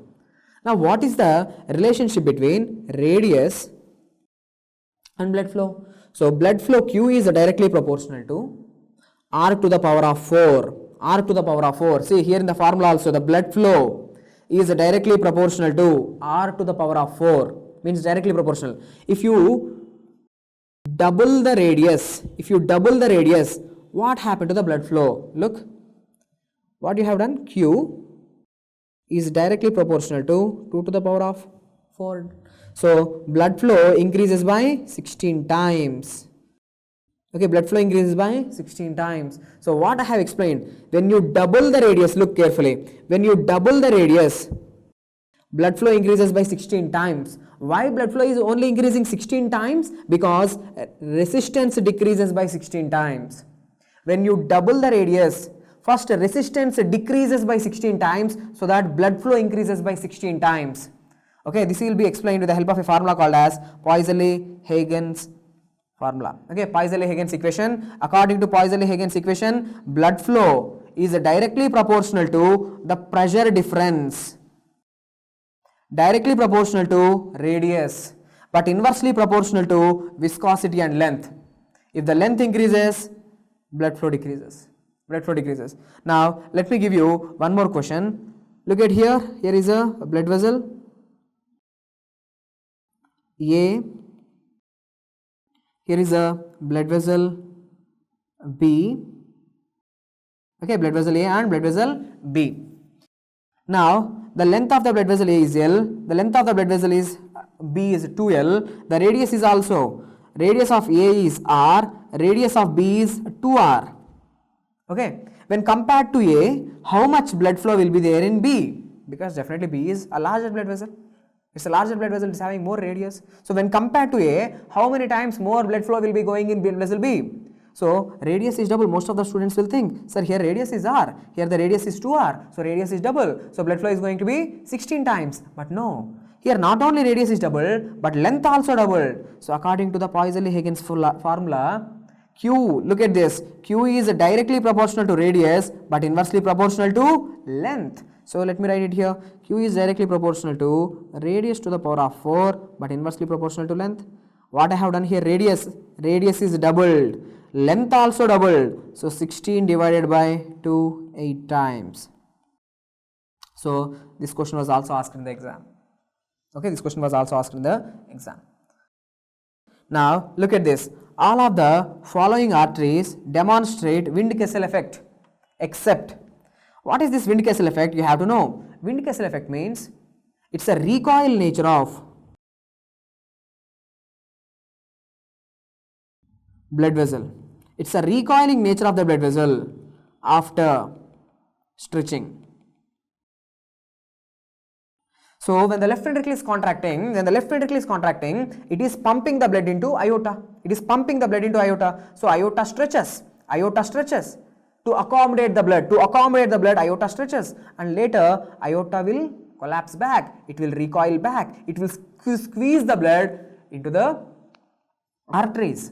Okay, so this recoiling nature, going back to its original position, recoiling nature after stretching is called as a Wind-Kessel effect. It is seen with major arteries. Seen with major blood vessels. Okay, seen with major blood vessels. In the given options, renal artery is a major artery, it's a direct branch of abdominal aorta. Renal artery at the L2 vertebra level, it's a direct branch of abdominal aorta. It's a major artery. Aorta is a major blood vessel. Carotid artery is a major blood vessel which is supplying the blood to the brain. But here the radial artery is a minor blood vessel. When compared to others, it's a small blood vessel, it having less Wind-Kessel effect. So you can say this is not having Wind-Kessel effect. As I am discussing about the aorta here, aorta have maximum Wind-Kessel effect. Let me write some important points about the aorta. Aorta have maximum BP in your body. Okay, aorta is having more cross-sectional area or less cross-sectional area. When compared to capillaries, look, when compared to capillaries, aorta have more cross-sectional area or less cross-sectional area? Less. Aorta is only one single blood vessel. There are million capillaries in your body. So, aorta have least cross-sectional area. Remember MCQ. It have least cross-sectional area. As the cross-sectional area is less, the velocity of blood flow is going to be more. Velocity is more. Okay, imagine you are having a pipe, garden hose pipe. Okay, you are watering the plants. When you decrease the cross-sectional area, water will come with more speed, velocity will be more. So aorta is having least cross-sectional area in the entire circulatory system. Okay, it's only one blood vessel having the least cross-sectional area, so more velocity. Then who is having more cross-sectional area? Most cross-sectional area, the maximum cross-sectional area is seen with capillaries. Okay, capillaries. So in capillaries, velocity is going to be least velocity. Velocity is going to be very less. Okay, so these are the points which I want you to know. And regarding aorta, one more thing. Okay, maximum turbulence in the blood. Okay, actually blood is going in a very laminar flow. Okay, linear flow or laminar fashion. Going very swiftly. But in aorta, there is a turbulence.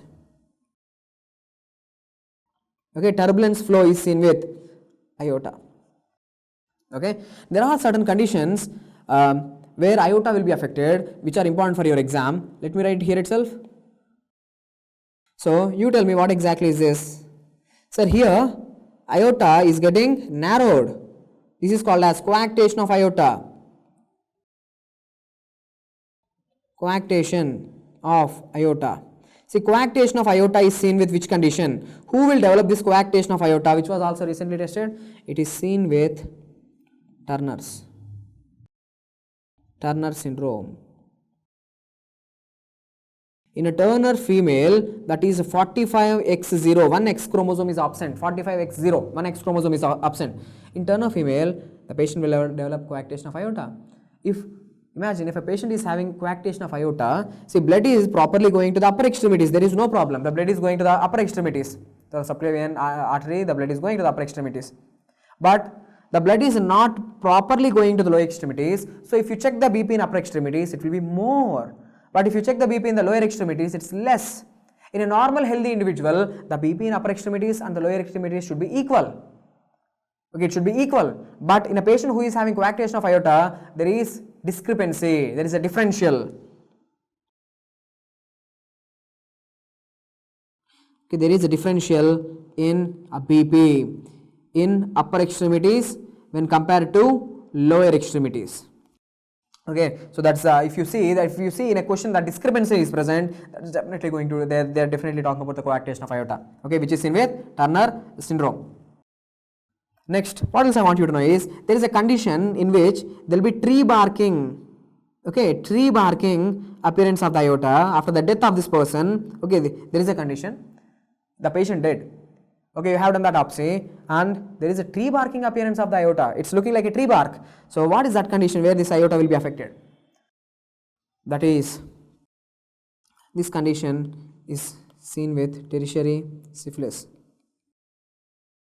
Okay, in tertiary syphilis, okay, there will be tree barking appearance of the aorta, tertiary syphilis, neurosyphilis. Even aorta will be affected because of the endarteritis, obliterative endarteritis. There will be tree barking appearance. MCQ.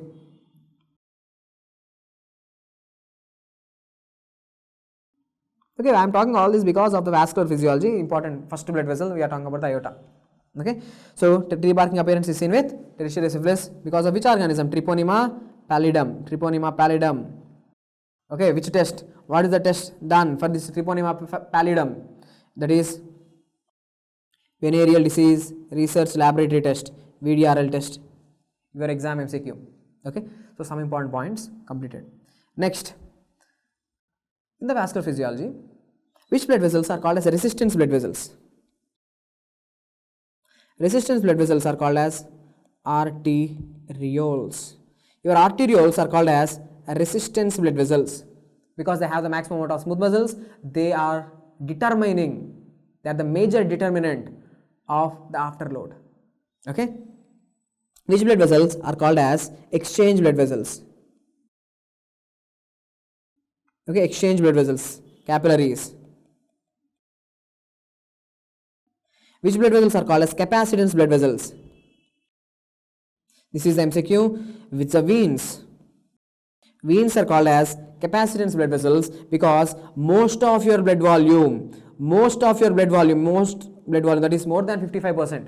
Okay, it's actually around 55%. 55% of your blood. Okay, so 55% of your blood, it is stored in your veins. So your veins are having maximum capacity to hold the blood. That's why they are called as capacitance blood vessels. Okay, and veins are also having the valves within them. Okay, next, see, normally in your cardiovascular system, you know, there is aorta, arteries, arterioles, capillaries, venules, veins, kind of thing. There are certain places in your body where an artery is directly going to anastomose with a vein. Okay, this is called as arteriovenous anastomosis. This arteriovenous anastomosis, it is seen in which places of your body? That is under the fingernail. Fingertips, I should say, under the fingertips, under the fingernails. Okay, under the fingernails, this AV anastomosis is going to be seen. Also in the ear lobes. Okay, and these AV anastomoses have a role in maintenance of the body temperature, that is thermoregulation.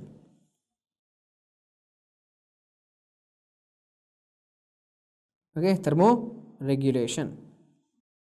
Now, after this, look, this is a simple question. Electrical impulses are originated in the SC node. You already know it. Now, look at this. Which of the following has the highest concentration in the fetal circulation? In the fetal circulation, which blood vessel is having the highest oxygen concentration? You know, in the fetus, the lungs are not working. In the fetus, lungs are not working. So, who is doing the oxygenation? It's the placenta who is doing the oxygenation. Oxygenation is happening in the placenta. So, which blood vessel is coming out of the placenta? Look, so this blood vessel, which is called as the umbilical vein, it have the highest oxygen. After the umbilical vein, see this umbilical vein, it is going and joining with what? It is joining with the inferior vena cava. So, now this in the inferior vena cava, okay, now in the inferior vena cava there is highest oxygen concentration. So, the best answer is going to be umbilical vein, but in our options, umbilical vein was not there. So, it's the inferior vena cava which contains highest oxygen concentration in the fetal circulation. Okay, vessels, something related to the vessels. Okay, now here in this cardiovascular physiology itself, one topic was repeatedly being tested. Okay, that is regarding the clotting cascade. Clotting cascade. So, what you should know regarding the clotting cascade? How many clotting factors are there? There are almost 12 clotting factors. 12 clotting factors are there. Which clotting factor is missing? Sixth clotting factor is not there. Sixth clotting factor is missing. There is no clotting factor number 6. How many clotting factors totally? 12. So, always write clotting factor number 10 in the center. Okay. How many clotting factors are there? 12. So, write 12 here. Before 12, what is the number? 11. Before 11, what is the number? 10, which was already written here. Before 10, 9. Before 9, 8. Before 8, 7. Okay. So, 5 2s are how much? 5 into 2 into 1. 5 into 2 into 1, how much? 10.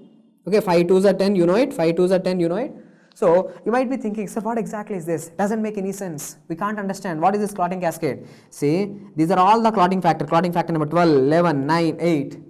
Okay, so this pathway which I have shown here, this is called as intrinsic pathway. Intrinsic pathway. So, this pathway which I am showing here, this is called as extrinsic pathway. Okay, extrinsic pathway.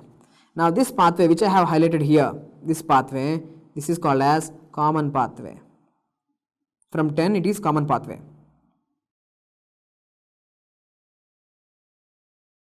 Okay, from 10 it is common pathway. Look, why this is called as an intrinsic pathway? Because something intrinsic to the blood vessel, something within the blood vessel is activating this pathway. When the blood vessel is damaged, endothelial cells are damaged. Subendothelial collagen will be also exposed now. Okay, so now when a blood vessel is damaged, what happens is the subendothelial collagen is exposed to the plasma. So now this subendothelial collagen is activating the clotting factor number 12. So subendothelial collagen which is there within the blood vessel is activating the inactivated factors. Clotting factor number 12 is sleeping normally. It is normally sleeping. It is not activated. But once your blood vessel is damaged, the subendothelial collagen activates the clotting factor number 12. 12 activates 11. 11 activates 9. 9 activates 8. 8 to 10. 10 to 5 to 2 to 1. So finally, what is this 2? 2 is thrombin. Okay, activated clotting factor number 2, it's a thrombin. So what this thrombin is doing, once the thrombin is activated, thrombin converts the factor number 1, that is a fibrinogen. Okay, clotting factor number 1, fibrinogen, that's a soluble in nature, soluble fibrinogen into insoluble fibrin. Okay, insoluble fibrin. So once you form the insoluble fibrin, it's going to form a meshwork and it's going to form a clot. Okay, that's the ultimate purpose. The ultimate purpose of the clotting cascade is to convert soluble fibrinogen into insoluble fibrin. Okay, so intrinsic pathway is activated by the subendothelial collagen. So what is this extrinsic pathway? Extrinsic, in the name itself is there, something extrinsic to blood vessels, something outside the blood vessels is activating this pathway. Who is something outside the blood vessel? Whenever there is a damage, not only the blood vessels are damaged here, but also surrounding tissue is damaged. So the surrounding tissue is going to release, okay, damaged tissue. So this damaged tissue is going to release something called as tissue factor. This tissue factor is nothing but clotting factor number 3. Okay, clotting factor number 3. So this tissue factor, it enters into the blood vessel, it activates factor number 7. 7 activates 10, 10 to 5, 2, 2 to 1. So this is called as extrinsic pathway, which is activated by tissue factor, intrinsic pathway activated by subendothelial collagen. Okay, so there are studies, okay, there is a time to measure this intrinsic pathway. What is the study used to measure the time for the intrinsic pathway? It's a bigger name, so I'm going to give it a big name. So that is called as APTT. Okay, APTT. So APTT, activated partial thromboplastin time. So APTT is the time to measure intrinsic pathway, and extrinsic pathway is measured with the time called as PT, prothrombin time. So PT measures extrinsic pathway, APTT measures intrinsic pathway. APTT measures intrinsic pathway. So in your exams they will be asking you what kind of questions. Factor number 3 and factor number 7 are involved in. Factor number 7 is involved in extrinsic pathway. Factor number 8 is involved in intrinsic pathway. Factor number 7 deficiency. Look, factor number 7 deficiency. If there is factor number 7 deficiency, extrinsic pathway is affected. So which time will be elevated? PT time will be elevated. If a patient is having factor number 8 deficiency, intrinsic pathway is affected. Okay, intrinsic pathway is affected. So which time will be elevated? Partial thromboplastin time will be elevated. Okay, APTT time will be elevated. Okay, what else you have to know? If you are a really good student, by this time you should be you should be able to find out something wrong here. What is that? One clotting factor is missing. Okay, 6 is not there at all. Which clotting factor is missing? Clotting factor number 4 is not there. Where is clotting factor number 4? It's not there. So this clotting factor number 4 is present everywhere. So everywhere you require clotting factor number 4. Who is that? Calcium. So clotting factor number 4 is nothing but the calcium. So right, clotting factor number 4 is calcium. So for activation of clotting factors, what do you require? Calcium is required. Okay, for activation of clotting factors, for activation of clotting factors, calcium is required. Also phospholipids. Okay, phospholipid layer. Okay, phospholipid layer along with calcium is required. Okay, this is an important MCQ which I want you to know. Okay, so what else you have to know here is there are important clotting factors like 2, 7, 9, 10. Clotting factor number 2, 7, 9, 10. What are these clotting factors? See, these clotting factors they have to be gamma carboxylated. Okay, what you have to do? There should be gamma carboxylation. You have to do the gamma carboxylation of this factor number 2, 7, 9, 10. These factor number 2, 7, 9, 10 need to be gamma carboxylated. Only they are activated. Only then they are activated. Only then they are activated. So who does this gamma carboxylation? Let me tell you. Look here, there is reduced form of vitamin K. There is reduced form of vitamin K. Okay, there is reduced form of vitamin K with the help of an enzyme called as gamma glutamyl carboxylase.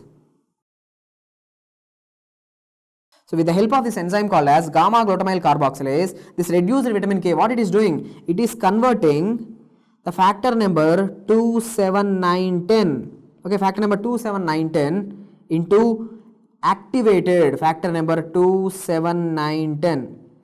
Okay, activated factor number 2, 7, 9, 10. So you have to convert this inactive factors 2, 7, 9, 10 into active factors, that is activated gamma carboxylated factor number 2, 7, 9, 10. Okay, not only this, protein C and protein S, these are anti-clotting proteins. Okay, these are clotting proteins, you know, these are clotting factors. Not only them, but some other anti-clotting proteins like protein C and protein S, they are also gamma carboxylated, protein C and protein S. Protein C and protein S, you have to do the gamma carboxylation of them also. And who is doing that? It's a reduced form of vitamin K with the help of enzyme called as gamma glutamyl carboxylase. It is activating. While they are activated, this reduced form of vitamin K, which is important for us, itself getting oxidized.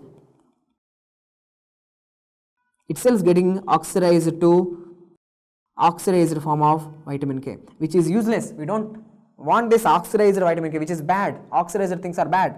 So again you need to convert this oxidized form back to reduced form. You have to convert it back to reduced form. So for that purpose, which enzyme is helping? That is vitamin K epoxide reductase. Okay, vitamin K epoxide reductase is a savior molecule. It's a savior enzyme which is recreating the reduced form of vitamin K, which is there in the liver. Vitamin K epoxide reductase in the liver converts oxidized vitamin K back to the reduced vitamin K, so that it will do the gamma carboxylation. But what is your MCQ? MCQ is, who is going to inhibit this enzyme? What is the drug that is going to inhibit this vitamin K epoxide reductase? That is warfarin. So warfarin, okay, it's an anti-clotting drug, you already know it. If you give warfarin, this vitamin K epoxide reductase is inhibited. Okay, it is inhibited, so there is no reduced vitamin K. Reduced vitamin K nahi hai, to if it's not there means there is no gamma carboxylation, no 27910. Without 27910, no intrinsic pathway, no extrinsic pathway. So PTT times will be, PT and PTT times will be elevated. So this is how the warfarin is going to act. This is the mechanism of action of warfarin. So these are the important points which I want you to know. Warfarin, how to remember? In war, what will happen? In war, killing will happen. So killing, vitamin K will be inhibited. There is no vitamin K, there is no reduced form of vitamin K. So the moment you give warfarin, the vitamin K is going to be absent. Okay, reduced form of vitamin K will be not available, so no gamma carboxylation, so no activation of protein C, protein S, factor number 2, 7, 9, 10, so no clotting. Okay, so with this we have completed the important topics in the cardiovascular physiology, and also we have integrated as much as possible. So if you go through this, before your exam, before the upcoming exam, most of the MCQs will be done. Okay, most of the MCQs will be coming from these areas. So all the important areas I have touched. Hope this video is going to be helpful for you in your future exam. Thank you.